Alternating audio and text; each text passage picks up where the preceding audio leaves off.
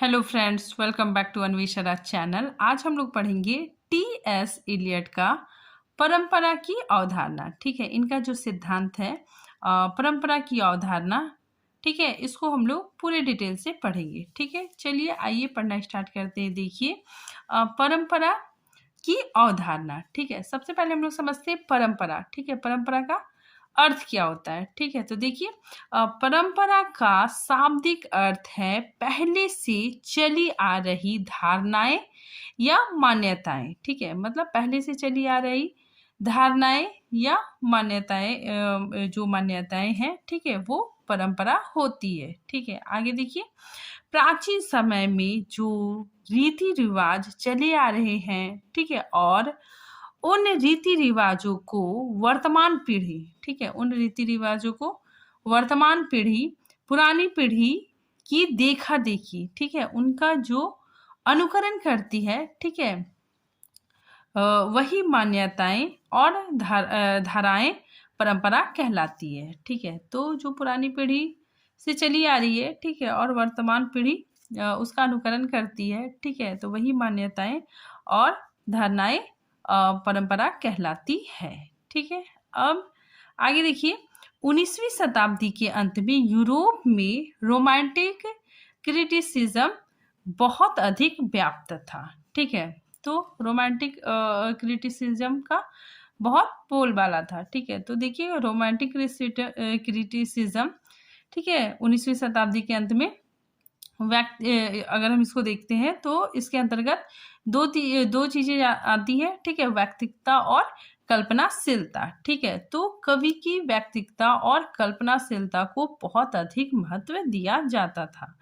Elliot से पहले 19वीं सदी में अंग्रेजी में जिस रोमांटिक समीक्षण का प्रचलन था, ठीक है, वह कवि की व्यक्तिकता और कल्पनाशीलता का विशेष महत्व देती थी। ठीक है, तो उस समय जो रोमांटिक समीक्षा का प्रचलन था, ठीक है, उस समय कवि की व्यक्तिकता और कल्पनाशीलता को बहुत अधिक महत्व दिया जाता था। आगे देखिए इलियट ने अपने प्रसिद्ध निबंध परंपरा और व्यक्तित्व प्रज्ञा, ठीक है, परंपरा और व्यक्तित्व प्रज्ञा है, ठीक है, ये इनका प्रसिद्ध निबंध है। ठीक है, इंग्लिश में इसको ट्रेडिशनल एंड इंडिविजुअल टैलेंट कहते हैं। ठीक है, तो इस निबंध में स्वच्छंदतावादी आलोचकों की इस मान्यता को अमान्य घोषित किया। ठीक है, तो इलियट ने जो स्वच्छंदतावादी आलोचक थे, स्वच्छंदतावादी कवि थे, ठीक है, उनकी मान्यताओं को अमान्य घोषित किया। ठीक है, अमान्य घोषित किया कि कवि की प्रतिभा और अंतः प्रेरणा काव्य सृजन का मूलाधार है। ठीक है, तथा प्रतिभा दैवी शक्ति की देन है। ठीक है, तो इलियट ने जो उस समय रोमांटिक क्रिटिसिज्म था, ठीक है, जिसमें कवि के व्यक्तित्व और कल्पनाशीलता को महत्व दिया जाता था, ठीक है, उसका उस सिद्धांत को अमान्य घोषित किया। ठीक है, आगे देखिए इलियट ने स्वच्छंदतावाद का विरोध करते हुए परंपरा, ठीक है, परंपरा की परिकल्पना सिद्धांत का प्रतिपादन किया। ठीक है, तो काफी इंपॉर्टेंट है।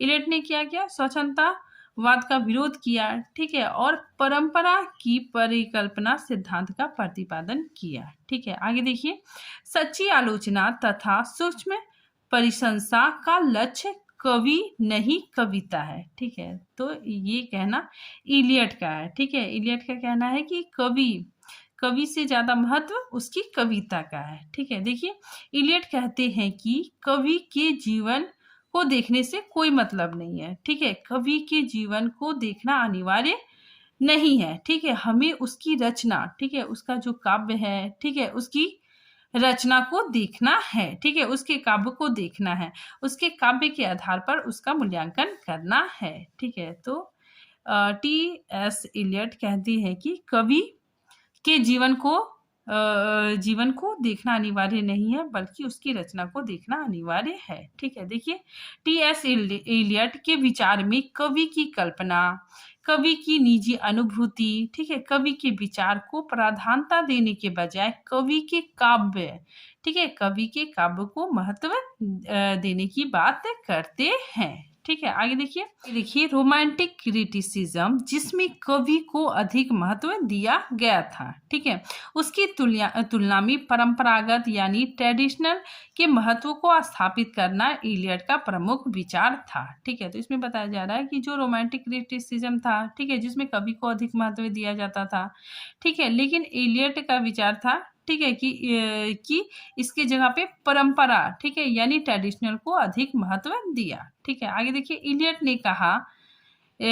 ने कहा परंपरा के अभाव में कवि छाया मात्र है। ठीक है, और उसका कोई अस्तित्व नहीं है। ठीक है, तो यानी इलियट ने परंपरा को बहुत ज्यादा महत्व दिया। ठीक है, ये कहते हैं कि परंपरा नहीं होगी तो कवि का कोई अस्तित्व नहीं रह जाएगा। ठीक है, इन्होंने परंपरा को बहुत अधिक महत्व दिया। आइए देखिए उनके अनुसार यानी इलियट के अनुसार परंपरा अत्यंत ही महत्वपूर्ण वस्तु है। ठीक है, परंपरा को छोड़ देने से हम वर्तमान को भी छोड़ बैठेंगे। ठीक है, तो ऐसा कहना इलियट का था। ठीक है, तो देखिए आप लोग को समझ में नहीं आएगा कि मतलब समझ में नहीं आया होगा कि परंपरा क्या है। ठीक है, इसको देखिए हम लोग एक एग्जाम्पल से समझ सकते हैं। देखिए आप सबने बचपन में रामायण देखी होगी। ठीक है, तो रामानंद सागर ने रामायण की पटकथा लिखी थी। ठीक है, तो रामानंद सागर ने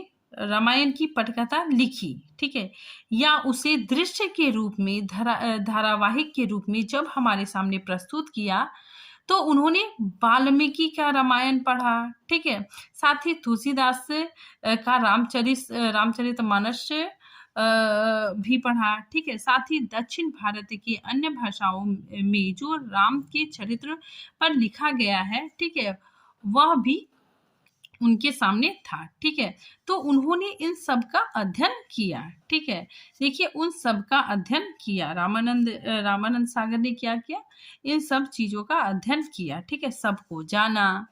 ठीक है, और उस पूरी परंपरा से अपनी निजी प्रतिभा को जोड़ा और एक शानदार रचना प्रस्तुत कर दी। ठीक है, तो ये रामानंद सागर ने क्या किया कि वाल्मीकि रामायण भी पढ़ा। ठीक है, रामचरितमानस भी पढ़ा। ठीक है, साथ ही दक्षिण भारत के अन्य भाषाओं में रचित राम के चरित्र पर लिखा रचना भी पढ़ा। ठीक है, इन सब चीजों का अध्ययन करने के बाद, ठीक है, वे क्या करते हैं कि निजी प्रतिभा को जोड़ा। ठीक है, मतलब अपना जो अनुभव है, ठीक है, उसको जोड़ा और एक शानदार रचना प्रस्तुत की।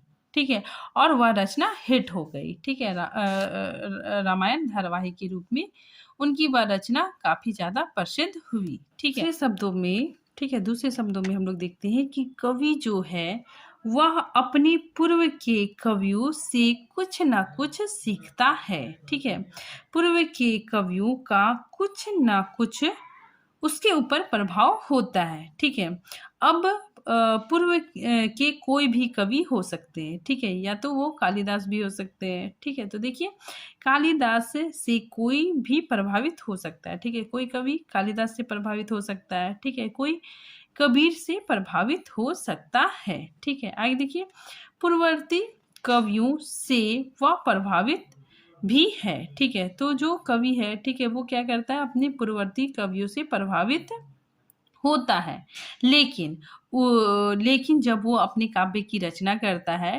ठीक है, तो उस समय उसका अपना स्टाइल होता है। ठीक है, वो अपने तरीके से काव्य की रचना करता है। ठीक है, और उस रचना में आनंद की प्राप्ति होती है। ठीक है, लेकिन ठीक से देखने पर यह पता चलता है कि एक कवि की रचना में जो सर्वोत्कृष्ट है, ठीक है, उसकी जो रचना सर्वोत्कृष्ट है, ठीक है, या जो सर्वाधिक व्यक्तिगता पक्ष उत्पन्न हुआ है, ठीक है, उस पर कहीं ना कहीं पूर्ववर्ती कवियों का प्रभाव देखने को मिलता है। ठीक है, तो इसमें बताया जा रहा है कि कवि क्या करता है, जब अपनी रचना करता है, ठीक है, और उसकी रचना सर्वश्रेष्ठ होती है, ठीक है, बहुत उच्च कोटि की रचना होती है, ठीक है, तो उसमें कहीं ना कहीं उसके पूर्ववर्ती कवियों का प्रभाव होता है। तो पूर्ववर्ती कवियों का प्रभाव देखने को मिलता है। ठीक है, आगे देखिए इस बात से यह स्पष्ट होता है कि व्यक्तित्व प्रज्ञा जो है वह अपनी परंपरा से जुड़कर सार्थक रचना प्रस्तुत में सहायक सिद्ध होता है। ठीक है, तो इसमें क्या होता है कि अपनी परंपरा से जुड़कर सार्थक रचना प्रस्तुत करने में सहायक सिद्ध होता है। ठीक है, फिर आगे देखिए, तात्पर्य यह है कि परंपरा यानी जो संस्कृति का जीवंत अंश है, उससे कवि अपनी प्रतिभा को जोड़कर, ठीक है, उसके सापेक्ष जुड़कर ही महान और सार्थक रचना का सृजन कर सकता है।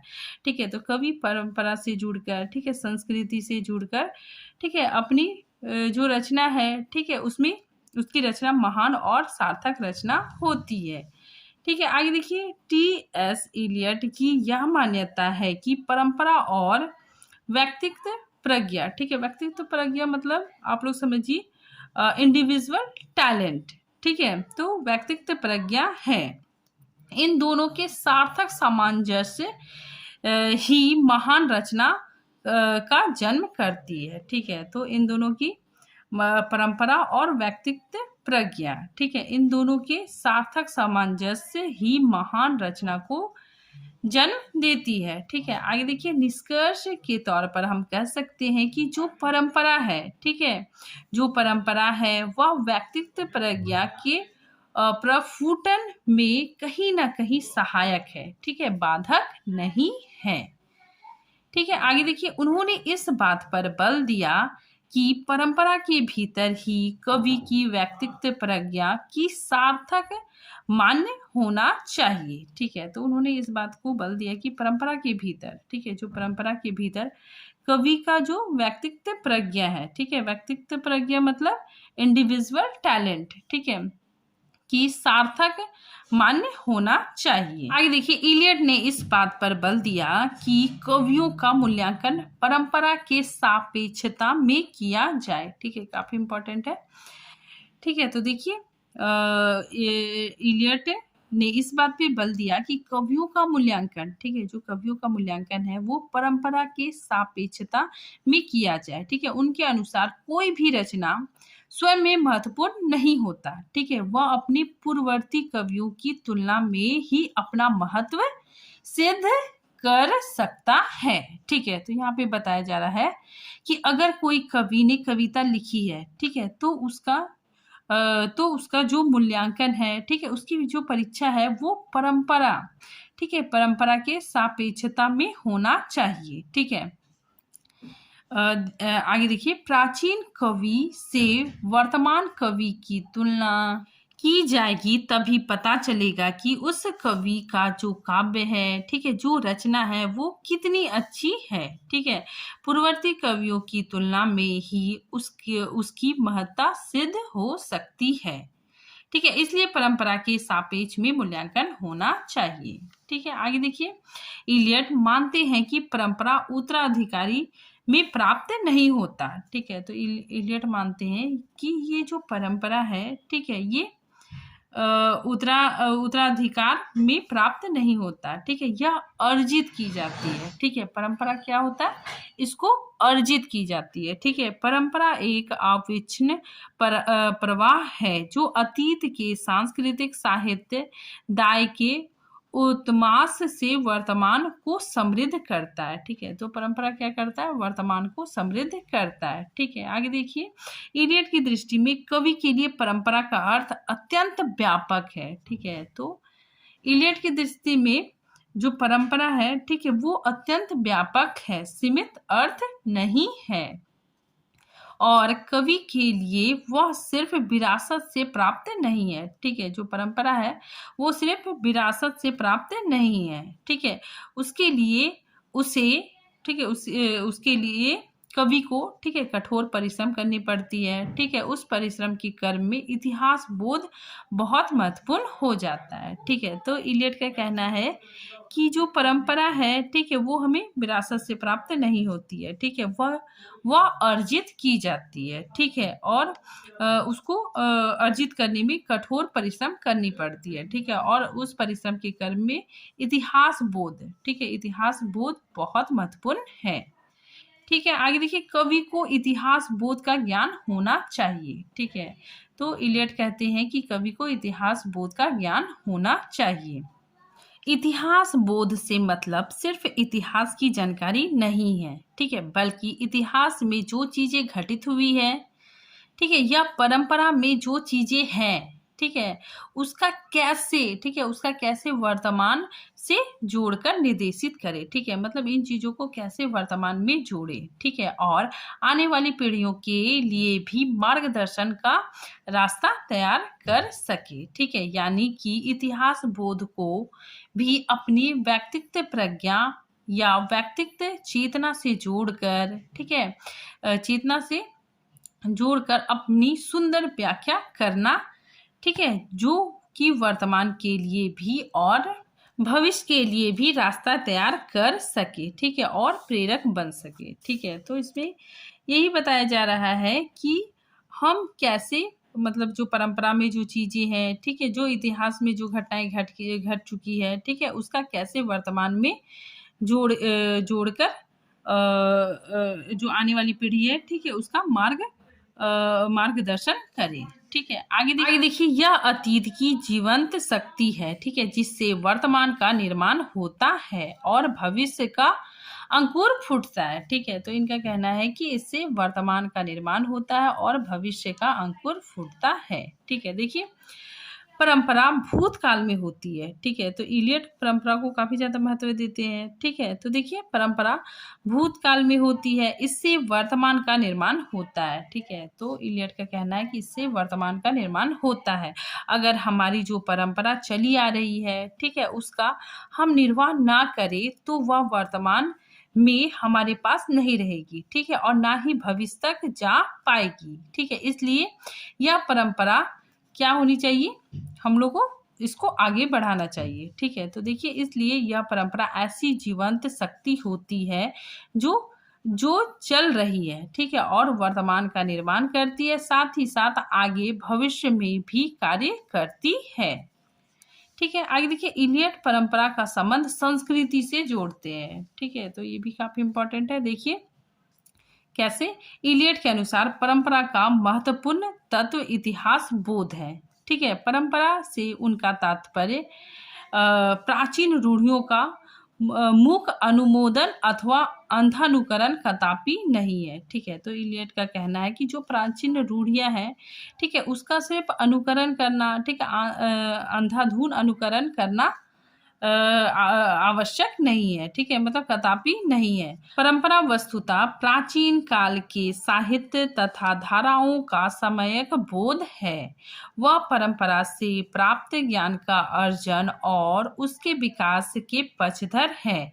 यही परंपरा का ज्ञानात्मक रूप है। ज्ञानात्मक रूप मतलब परंपरा में गति होती है। ठीक है, वह कभी रुकती नहीं है। ठीक है, तो इसमें यही बताया जा रहा है कि इलियट कहते हैं कि जो प्राचीन रूढ़िवादिता है, ठीक है, उसका अनुकरण, ठीक है, उसका अंधानुकरण कदापि नहीं करना चाहिए। ठीक है, मतलब प्राचीन रूढ़ियां हैं, ठीक है, अगर उसमें कोई गलत चीज प्रचलित है, ठीक है, कुछ गलत चीज है, तो उसका अनुकरण नहीं करना चाहिए। ठीक है, तो उसी चीज को बोले कि प्राचीन रूढ़ियों का अंधानुकरण नहीं होना चाहिए। वस्तुतः प्राचीन काल का जो साहित्य है, ठीक है, धाराएं हैं, उसका बोध होना चाहिए। ठीक है, कवि को जो प्राचीन काल का जो साहित्य है, उसकी जो धारणाएं हैं, ठीक है, उसका बोध कवि को होना चाहिए, ताकि उससे हमें जो ज्ञान मिला है, ठीक है, जो ज्ञान मिला है, उससे हम अपना विकास कर सके। ठीक है, वर्तमान में उसका प्रयोग कर सके। आगे देखिए, परंपरा ज्ञान के अभाव में हम यह कैसे जान सकेंगे कि मौलिकता क्या है, ठीक है, कहाँ है। वस्तुतः अतीत को वर्तमान में देखना रूढ़िवादिता नहीं, मौलिकता है। ठीक है, आगे देखिए, वर्तमान काल का यथार्थ मूल्यांकन तभी संभव है जब उन्हें विगत काल रूपों के परिपेक्ष में परखा जाएगा। ठीक है, अन्यथा उसकी मौलिकता और श्रेष्ठता का आंकलन नहीं हो सकेगा। ठीक है, तो यहाँ बताया जा रहा है कि जब तक हमें यह पता नहीं चलेगा कि अतीत में क्या था, ठीक है, परंपरा में हमारे क्या क्या थे, ठीक है, उस समय का कला, ठीक है, उस समय की कला को नहीं जान पाएंगे तो आज के समय की जो कला है, ठीक है, उसका मूल्यांकन कैसे हो पाएगा। ठीक है, तो हमें जो भूतकाल में, ठीक है, या प्राचीन समय में जो कुछ भी घटित हो रहा था, ठीक है, जो कला थी उन सब का ज्ञान होना आवश्यक है। ठीक है, उससे हम आज के समय की जो कला है, ठीक है, उसका मूल्यांकन कर सकेंगे। ठीक है, आगे देखिए परंपरा सिद्धांत की उपादेयता। ठीक है, तो देखिए इलियट ने परंपरा का महत्व दो बिंदुओं में प्रतिपादित किया है। ठीक है, पहला, कलाकार को ज्ञात होता है कि उसे क्या करना चाहिए। ठीक है, दूसरा, उसकी कृति का मूल्य क्या होगा। ठीक है, आगे देखिए परंपरा से ज्ञान का विस्तार होता है। ठीक है, तो इलियट कहते हैं कि परंपरा से क्या होता है, ज्ञान का विस्तार होता है। ठीक है, तथा अतीत और वर्तमान से जुड़ाव होता है। ठीक है, अतीत और वर्तमान से जुड़ाव होता है, जिसमें कलाकार को मध्यस्थ की भूमिका निभाते हुए पूर्ववर्ती धाराओं से अवगत होकर कला और साहित्य को सृजन करना होता है। ठीक है, तो कलाकार मध्यस्थ की भूमिका निभाता है। ठीक है, और मध्यस्थ की भूमिका निभाते हुए पूर्ववर्ती धाराओं से अवगत होकर, ठीक है, कला और साहित्य को सर्जन करता है। आगे देखिए कलाकार को पता चलता है कि क्या करना है। ठीक है, पहला तो परंपरा का ज्ञान होगा। ठीक है, पहले उसे क्या होगा, परंपरा का ज्ञान होगा। ठीक है, तो उसके ज्ञान का विस्तार होगा, कवि के ज्ञान का विस्तार होगा, अतीत से जुड़ेगा, वर्तमान से जुड़ेगा और दोनों के बीच मध्यस्थ की भूमिका निभाएगा। ठीक है, तो कवि क्या करता है, वो अतीत से भी जुड़ता है। ठीक है, वर्तमान से जुड़ेगा। ठीक है, और दोनों के बीच मध्यस्थ की भूमिका निभाएगा। ठीक है, आगे देखिए पहले की धाराएं रही, ठीक है, पहले की कला रही, उनसे अवगत होकर आज के वर्तमान समय में कला और साहित्य का सृजन करेगा। ठीक है, तो कवि क्या करेगा कि जो पहले की धाराएं रही, ठीक है, पहले की जो कला रही, उससे अवगत होकर आज के वर्तमान समय की कला और साहित्य का सृजन करेगा। ठीक है, आगे देखिए परंपरा का संबंध संस्कृति से है। ठीक है, तो इलियट परंपरा का संबंध संस्कृति से मानते हैं। ठीक है, संस्कृति में किसी जाति या समुदाय के जीवन, कला, दर्शन, साहित्य के उत्कृष्ट अंश सनिष्ठ रहते हैं। ठीक है, संस्कृति में एक प्रकार का निरंतरता बनी रहती है। ठीक है, तो संस्कृति में एक तरह की निरंतरता, ठीक है, कंटिन्यूटी बनी रहती है। उसकी प्राप्ति के लिए प्रयत्न पूर्वक अतीत को जानना जरूरी है। ठीक है, तो यहाँ पे देखिए इलियट कहते हैं, ठीक है, कि संस्कृति हमारी परंपरा में ही शामिल है। ठीक है, अगर कोई जाति या समुदाय है, ठीक है, उसका जो साहित्य शास्त्र है, ठीक है, दर्शन है, उसके सबसे उत्कृष्ट अंश, ठीक है, उसमें जो सकारात्मक अंश है, ठीक है, अगर कवि को उसका ज्ञान होगा, ठीक है, तो वह उस ज्ञान का प्रयोग वर्तमान में करेगा। ठीक है, तो इसीलिए यहाँ पे बोला जा रहा है कि अगर हमें उसका ज्ञान होगा तो हम उसका वर्तमान में प्रयोग कर पाएंगे। ठीक है, ये देखिए परंपरा बोध से साहित्यकार को यह भी ज्ञात हो जाता है कि वह जो कुछ भी कर रहा है उसका मूल्य क्या है। ठीक है, इस प्रकार परंपरा ज्ञान द्वारा साहित्यकार को कर्तव्य बोध और मूल्य का साहित्य ज्ञान प्राप्त हो जाता है। ठीक है, तो यहाँ पे बताया जा रहा है कि जो भी साहित्यकार या काव्य की रचना कर रहा है, ठीक है, तो अगर वह अतीत को जानता है, ठीक है, तो उसके परिपेक्ष में उसका मूल्यांकन भी हो जाता है। ठीक है, अगर वो अतीत को जानता है, ठीक है, तो उसके परिपेक्ष में उसका मूल्यांकन भी हो जाता है। ठीक है, कवि को पता चल जाता है, ठीक है, कि वह कितनी अच्छी कृति लिख रहा है। ठीक है, और उसमें उसे और